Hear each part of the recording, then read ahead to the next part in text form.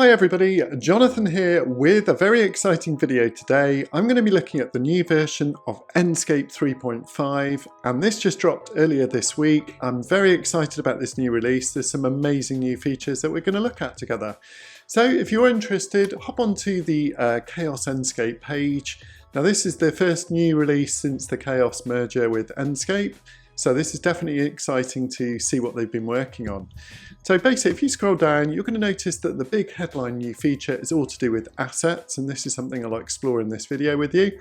So basically, we've got things like multi-asset editing. We've also got some really nice new improvements to things like alpha channel support and much better rendering capabilities as well.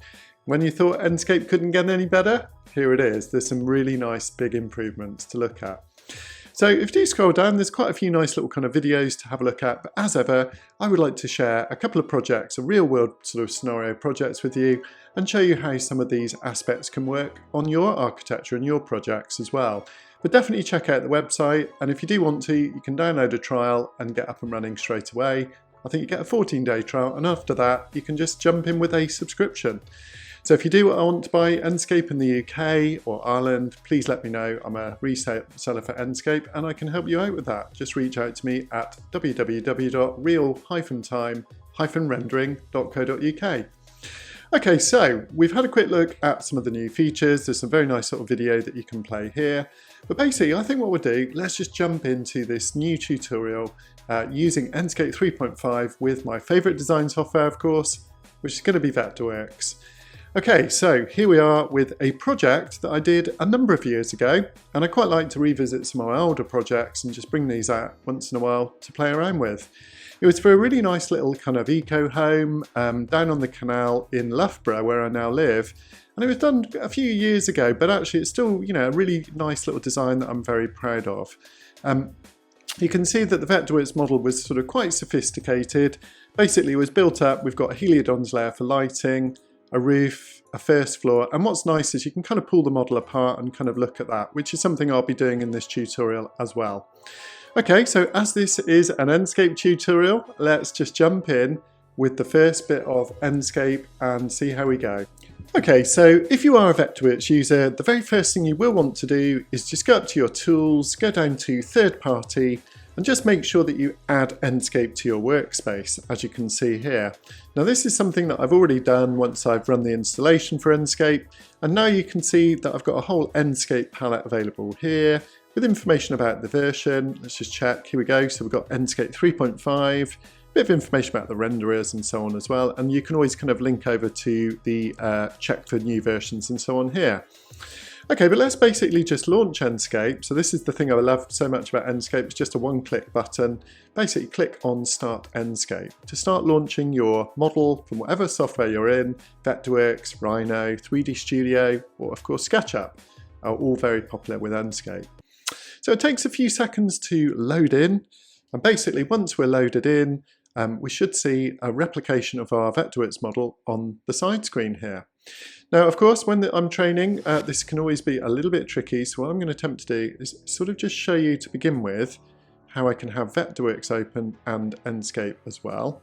Okay, and what's really nice about this, if I click onto this button here, you'll notice that we've actually now got the view synchronized. So what that means is if I go down to perhaps my Vectorworks walkthrough tool, just start kind of walking around a little bit, okay, you'll start to begin to see over on the Enscape window what a fantastic sort of result we're getting in terms of upping of the rendering quality. So this is a really, really nice sort of way to use Vectorworks. What I would normally do is sort of drag this window onto my second screen. Obviously for you, I'm just kind of having it all together on the one screen. But basically, if you look at the kind of quality I'm already getting without doing anything at all. Of course, if I hold the Shift key and right click my mouse, I can just scroll through that lovely lighting to get those different times of day as well. So as ever with all sort of 3D software, just kind of take your time to learn the controls. So left click will pan you around. The middle button, when you click it, will kind of like move your translation point, and then basically right click will basically orbit you as well. Okay, so one of the other really nice things with Enscape is I want to show you how you can sort of synchronize your views. So here I am inside the project. Now let's just bring in some of the Enscape furniture because these look absolutely fantastic. Let's just sort of pop a nice little footstool here and basically single click and then apply, just to sort of see that proxy model be brought in. So if I wanted to, I could bring in a nice sort of high resolution chair here, click apply. And basically remember this is going to be added back to my Vectorworks model, and then I can simply select it and I just want to kind of rotate it around a little bit to get that placement and just sort of push it back into the corner a little bit more. Just about sort of fit in there quite nicely and apply. So all of this is actually very, very straightforward and very easy. Okay, so when you're ready, we can also save some views. So to do that, I'm basically go onto this icon here, View Management. And what's really nice with Enscape is that if we create a view, we can actually give it a preset name. We can do a bit of tweaking and things on the lighting in real time as well. Let's just get that sun coming into the drawing a bit more. Don't forget to play around with the north offset and sort of search for that perfect time as well. Okay, that looks really cool. And basically when we're ready, we can create. So that will create that view, both in Enscape, but also back in my Vectorworks project as well. And here are a few views that I've saved earlier, and I can access those just by double clicking them. So here's that one. Let's go back to this first one. I think this one was an outside one, but we'll see. It takes a few seconds because it re-renders and then it just sort of does a quick animation. Now if you do want to make any adjustments, basically just click onto the pencil icon and you can see that I can easily get back in here. Just adjust that time of day. I think that looks really nice. Let's go, ooh, yeah, that looks really cool at night. Okay, so you'll notice that some of my save views don't have my layer for the Enscape assets on. So if I turn that one on, all I need to do is go back to my save view. And in Vectorworks, if I right click, I can click redefine. And basically that will redefine the visibilities of my save view in Vectorworks. So that means now when I jump back to that layer the next time, that particular Enscape assets layer is turned on. So this is an extremely useful feature for managing your assets, and the beauty is you can just turn off all of the Enscape assets when you don't want to see them in Vectorworks if that's your chosen software. And this would, be the same in sort of SketchUp or anything else as well. So all of these principles apply to whatever software you're using. Okay, so what I'm keen to do now is get back inside the model. Let's go back into my save view here. And basically I'm just going to turn on those external assets again. And now I can right click to redefine. Okay, so I've cleared some space for my Enscape asset. Let's go into my library. I'm going to go to adjustable. I'm also going to search for table to introduce a further filter. And I can still select a nice table that I would like to use. Let's kind of place that around sort of this position. Okay, now this is actually very cool. Let me just place a couple of chairs and then we'll show you why these assets are so cool. Let's go for chair. And we'll try and choose a nice sort of dining room chair that will work here. Yeah, okay, I think one of those will work quite nicely. And basically, let's just place a few of these assets here. Try and get relatively equal spacing. What's also very cool is I can basically in Vectorworks select these. Let's just hide the asset window a minute here. And if I want to, I can use my normal sort of tools. I'm going to see if I can kind of basically snap those across to that other side. And yeah, it looks like I kind of just about did okay there. Okay, so you can see I've now placed a really nice sort of table. So I'm going to go out to my assets. Basically, if you hold Control down, you can select a number of those chairs. And basically, this is so cool that I can basically just swap those out for different types of chairs really easily, even different materials, and absolutely fantastic that I can actually swap the colors as well. So when I'm done, I can click Apply Changes. You can just sort of see how flexible and easy it is to modify those assets. Let's just do this one more time because it's certainly good fun. I'm going to hold Control down, select this one, just get up a bit more and select that one. And you know what, let's just swap this one out for a totally different color. Let's go for a really bright red color for a little bit of a pop there. So one of the things I've always really loved about Enscape is this just ability to sort of dynamically control the amazing sort of quality of lighting in the visual. Okay, so that's actually a really nice view that I'm pretty happy with. So I'm going to go back to my view panel and I'm going to kind of create that view both in Enscape and also Vectorworks as well. Let's do a final little tweak on the lighting. Just sort of always searching for that lovely time of day. And that looks nice, just the light breaking through that kind of window. Absolutely stunning. So, Okay, so I just want to show you how incredibly easy it is to render out a series of views. So basically choose a view that you would like. Let's go ahead and click screenshot and basically save that view. And you'll notice in a matter of seconds, it's already rendered. Now the quality of these final renders looks even better than the previous version. We'll review these all at the end. So I'm just kind of keen to move around a bit more.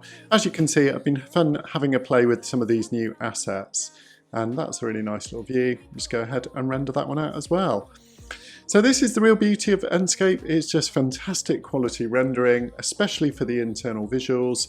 This immediate sort of responsiveness of the lighting and the global illumination as you sort of swing through, things like the time of day as well. Absolutely lovely. And you know, just this ability to basically set up multiple views really rapidly. Let's just come back a little bit here, sort of frame up that view there. That's particularly nice. Good, okay, so we'll render one more and basically we'll review these at the end with the final sort of footage. Okay, so there was another feature that I just want to talk about as well. So if you go through to image, as well as all the kind of usual things like adjusting things like color, temperature and things like that you can do, we can of course increase things like the atmosphere as well, and the direction of the wind and everything else as well. But now you'll notice that as well as having a completely white background, what we can actually do is also go to output and we can now render an alpha channel. So in here, we've got all of the things like the depth cues, but we've also got that alpha channel in there as well. So basically, I'm going to go ahead and render this particular image using all of those. And you'll have a notice how this works. It will produce multiple images with all the different sort of depth channels, and as I say, that new alpha channel is something that we've been looking for a while. So this makes it really cool. So if I bring my window across, you can see we've got the alpha channel here, the mask, different things like depth channels, object ID and material ID, as well as the original image as well, which is even nicer quality than the preview, of course. So the alpha channel will be very useful when you're editing in Photoshop and you just need to kind of change that background out for perhaps, you know, the actual view rather than just some generic sort of background. Okay, so one of the final things I just want to talk about is the really nice new adjustable people. So I'm going to go down into my objects and look for, let's go for people. So we'll go for people. We'll also introduce a tag that says adjustable. Now you can see there's 40 adjustable people here, which is pretty cool. So just to drag them in once again, let's bring in one of these ladies here and just sort of pop her into the scene. You can see that there's already a number of variants in there. Let's bring this guy in here, and it's getting a bit crowded, but it's a kind of party going on, so that's fine. Let's place him and apply the changes. Okay, so now what we can do is we can go over to select the people.